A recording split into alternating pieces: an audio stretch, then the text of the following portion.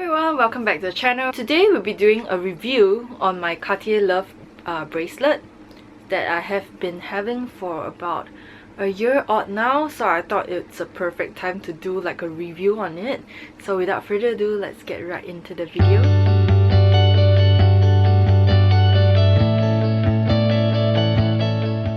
Channel. If you're new here, my name is Amelia and I do videos on luxury and lifestyle. So if you like this kind of videos, do consider subscribing. I'm going to place the subscribe button over here. So I'm sure many of you know about this love bracelet. I'm just going to put a close-up over here. So the one I have is actually in yellow gold and it's in the size 16, I believe.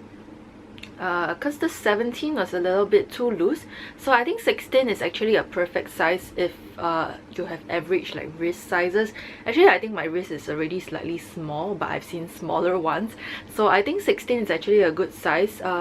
It's able to go up and down my arm like that, and I actually got this second hand from a Carousel seller. She was selling it for half off, but I was very concerned about the authenticity of it, so she actually met me at a Cartier store to go and verify that this bangle was authentic, which I really appreciate. And the lady at the store was so nice. She decided to give me she decided to do like free polishing for me. Like it's not like the major polishing whereby your corners will become rounded after that, but it's just like a very slight polishing, and it was so shiny after that. I was so thankful. But anyway, she also decided to give me like the travel pouch, the red travel pouch, because obviously the lady that I was buying it from lost everything. So yeah, I thought that was really sweet of her. This was the store at Ion in Singapore.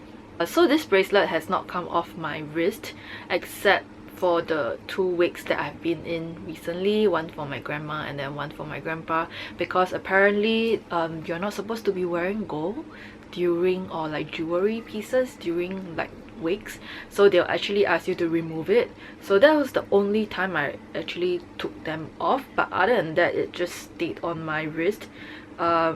It's come to a point whereby I don't really feel it being there anymore, because I think when you first get it, it takes a bit of getting used to the fact that it's, you know, there all the time, but I don't really feel it anymore. There is this quite a big scratch down the middle, but I think if you look at it from far, like you can't really tell. So definitely this bangle will get scratches. It's an inevitable thing. So yeah, I think when it comes to like washing pots and pans, because this is on my right hand and I'm a right-hander, so I was also debating whether to put it on my right hand or my left, but usually on my left hand I'm wearing a watch, so I don't want the watch and the bangle to knock against each other because it bugs me a lot.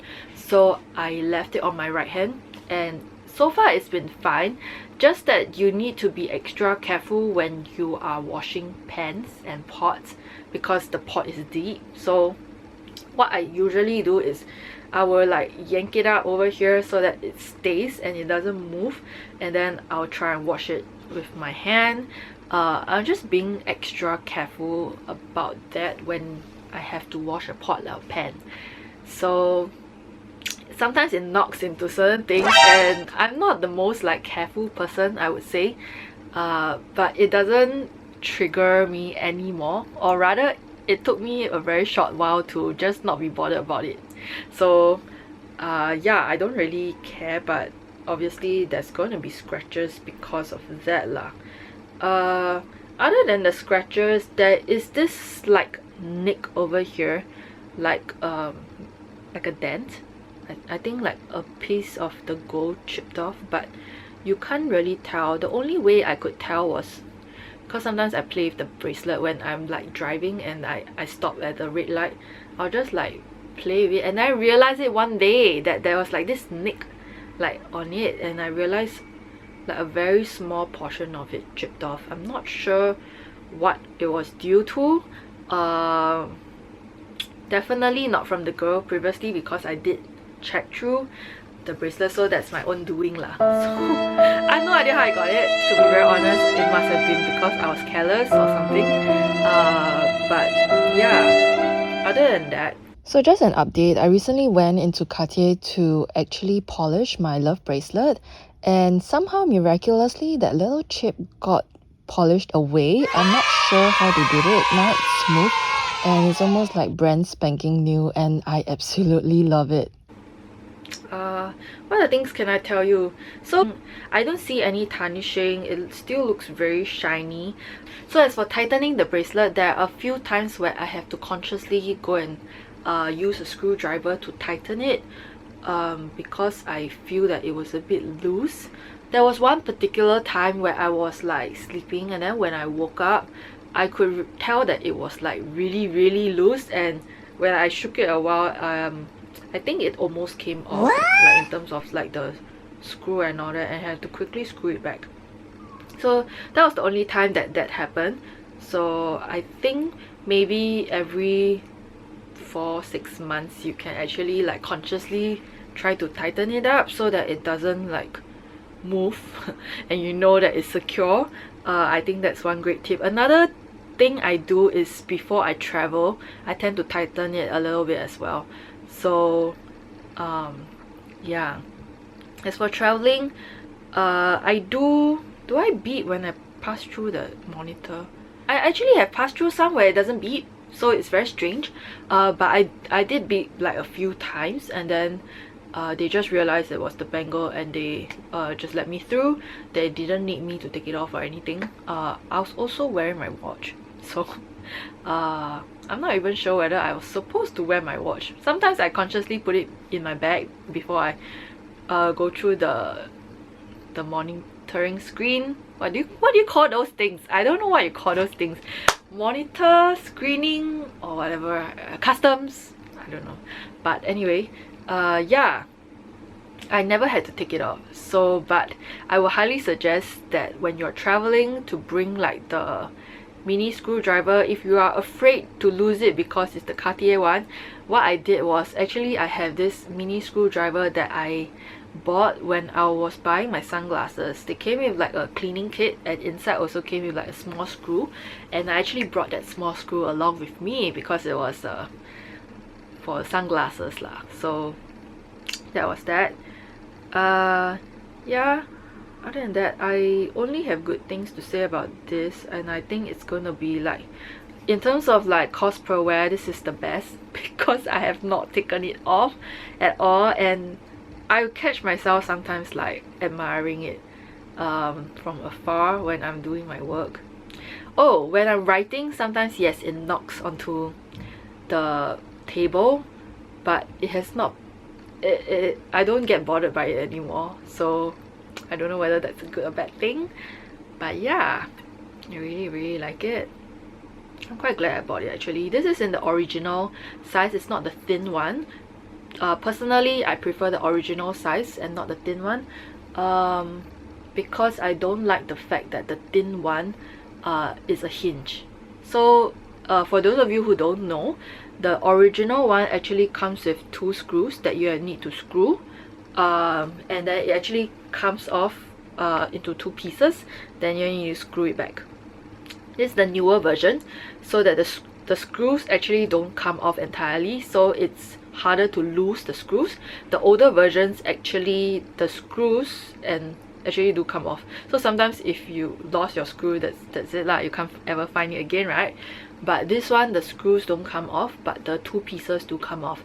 But for the thinner version, it's on a hinge, which means that there's only 1 screw and you actually have to hinge it. I just generally don't like the thinner ones because like I'm just worried that it's gonna snap on the hinge, so I prefer the thicker versions. Even for the Cartier like love ring, I also prefer the thicker version. So for some reason, I just prefer the weightiness of it, like there's more weight to it, I guess.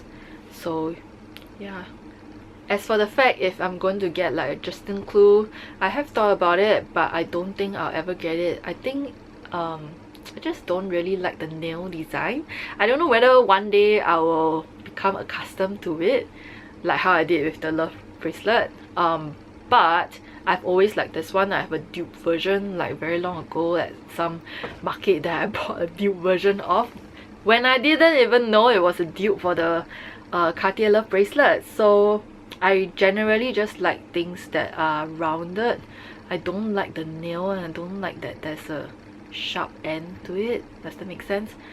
So I don't ever think I'll get the Justin Clue, but I mean, never say never lah. So but as of right now, I don't think I'll ever get it. So yeah, that's my review of the Cartier Love Bracelet in terms of like pros and cons.